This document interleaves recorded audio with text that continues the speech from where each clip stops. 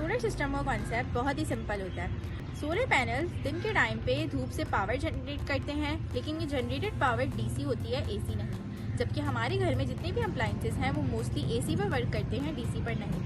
यही वजह है कि हम इन्वर्टर्स यूज़ करके उस जनरेटेड डीसी पावर को एसी में कन्वर्ट करते हैं। अब ये जो पावर हम कन्वर्ट करते हैं या जनरेट करते हैं सोलर पैनल्स के थ्रू, ये हम कंज्यूम करेंगे, ग्रिड को देंगे या स्टोर करेंगे। ये डिपेंड करता है हमारे टाइप्स ऑफ सिस्टम पर, जिसे अभी हम इस वीडियो में डिस्कस करेंगे। सबसे पहले हमारे पास जो सिस्टम आता है वो होता है ऑन ग्रिड सिस्टम। यह हमारे पास सबसे सिंपल और अफोर्डेबल सिस्टम होता है, क्योंकि इसके सिस्टम के अंदर हमारे पास बैटरीज नहीं होती। यही वजह है कि सिस्टम हमारे पास थोड़ा अफोर्डेबल होता है as compare to other option. अब इसके जो मेन कंपोनेंट्स होते हैं वो होते हैं सोलर पैनल्स, इन्वर्टर और नेट मीटरिंग का सेटअप। और अगर आपको नेट मीटरिंग के बारे में डिटेल्स चाहिए तो वीडियो आपको हमारी वेबसाइट पे मिल जाएगी। अब ऑन ग्रिड सिस्टम में हमारे पास दो ऑप्शंस होते हैं। या तो हमारा कनेक्टेड सिस्टम जो है वो हमारे लोड से कम पावर जनरेट करेगा या ज़्यादा पावर जनरेट करेगा। अगर हमारा कनेक्टेड जो पैनल्स हैं वो हमारे लोड से कम पावर जनरेट कर रहे हैं तो हमारा इन्वर्टर जो है वो हमें ग्रिड से पावर लेकर सप्लाई करेगा, ताकि हम अपनी नीड्स को फुलफिल कर सकें। और जब हमारा सिस्टम हमारे कनेक्टेड लोड से ज़्यादा पावर जनरेट कर रहा होगा तो वो उस रिमेनिंग पावर या जो एक्स्ट्रा पावर है उसको ग्रिड को प्रोवाइड कर देगा। और इसमें वैसे ही होगा कि जैसे हम बैंक में पैसे डिपॉजिट कराते हैं और नीड के टाइम पे विदड्रॉ कराते हैं। अब हमारे सिस्टम में हम ये करेंगे कि जो पावर हमने दिन के टाइम पे एक्स्ट्रा ग्रिड को डिपॉजिट कराई होंगी वो रात में हम विदड्रॉ कर लेंगे।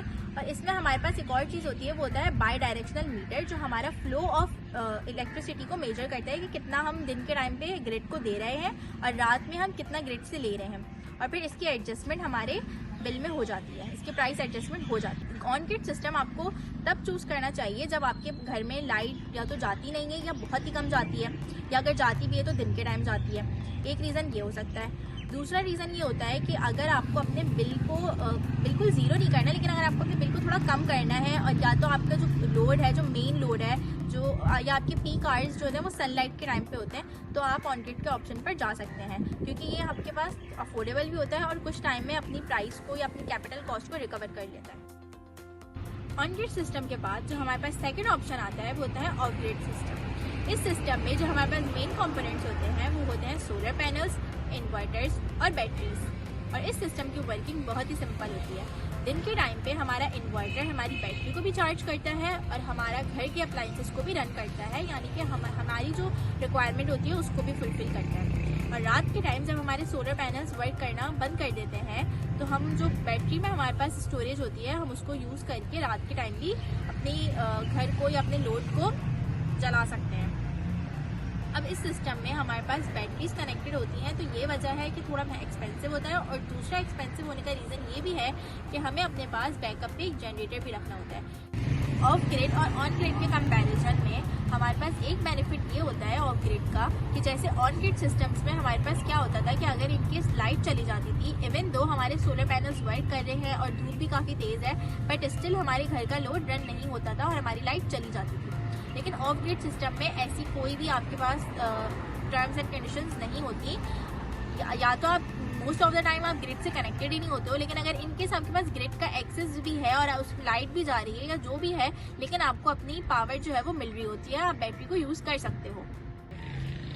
अगर हम ऑन ग्रिड और ऑफ ग्रिड सिस्टम्स की क्वालिटीज़ को कंबाइन कर ले तो हमारे पास आता है हाइब्रिड सिस्टम। और इस सिस्टम में हमारे पास जो मेन कंपोनेंट्स होते हैं वो होते हैं solar panels, hybrid inverters, batteries और ग्रिड। जबकि ऑन ग्रिड सिस्टम में हमारे पास बैटरीज नहीं होती थी और ऑफ ग्रिड में हमारे पास ग्रिड नहीं होती थी। अभी हाइब्रिड सिस्टम वर्क कैसे करता है? हाइब्रिड सिस्टम में हमारे पास दिन के टाइम पे जो सोलर पैनल्स पावर जनरेट करते हैं उससे बैटरीज चार्ज होती हैं और हमारा कनेक्टेड लोड भी जो है वो रन करता है। और रात के टाइम हम अपनी जो चार्ज बैटरीज हैं उससे पावर जो है वो कंज्यूम कर सकते हैं। लेकिन अगर हमारी बैटरीज जो है वो ख़त्म हो जाए तो हमें किसी जनरेटर की नीड नहीं होती, जैसे हमें ऑफ ग्रिड सिस्टम में होती थी, बल्कि हम ग्रिड से एनर्जी कंज्यूम कर सकते हैं।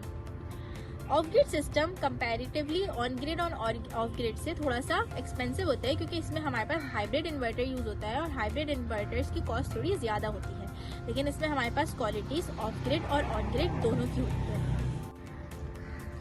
अब हमारे पास जो सबसे लास्ट में सिस्टम आता है वो ग्रिड टाइड या ग्रिड असिस्टेंट सिस्टम होता है। ये सिस्टम मार्केट में हाइब्रिड सिस्टम कहकर भी बहुत ज़्यादा मिसगाइड किया जाता है। इस सिस्टम में हमारे पास जो मेन कंपोनेंट्स होते हैं वो सोलर पैनल्स, इन्वर्टर्स और हमारा लोड होता है। लेकिन ये अगर आप सोच रहे हैं कि ऑन ग्रिड सिस्टम जैसा ही है या ये तो वही सिस्टम है, तो ऐसा नहीं है। ऑन ग्रिड सिस्टम में हमारे पास नेट मीटरिंग जैसी चीज़ होती है, लेकिन ये ग्रिड टाइप सिस्टम में हमारे पास नेट मीटरिंग जैसी कोई चीज़ नहीं होती।